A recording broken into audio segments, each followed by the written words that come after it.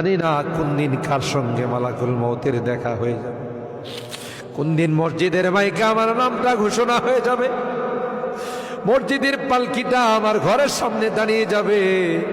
এটা তো এমন পালকি, এটাতে একবার যারা শুয়ে যায় জীবনে আর দ্বিতীয়বার সুযোগ আসে। দুনিয়ার মানুষ নিষ্ঠুরের মতো আমাকে গোসল করাবে, আতর গোলাপ দিয়ে সাজাবে,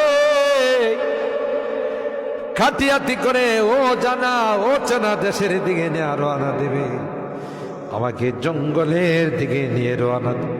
আমি চলে যাব, আর কোনো দিন আসবো না। আল্লাহ ওই মুহূর্তটা আসার পূর্বে নেককার বানাই দিও আল্লাহ, পরহেজগার বানাই দিও, কলমাওয়ালা বানায়া দুনিয়া থেকে নিও আল্লাহ। আমি যদিও গুনাহগার, মুসাফিরের দোয়া নাকি তোমার কাছে কবুল।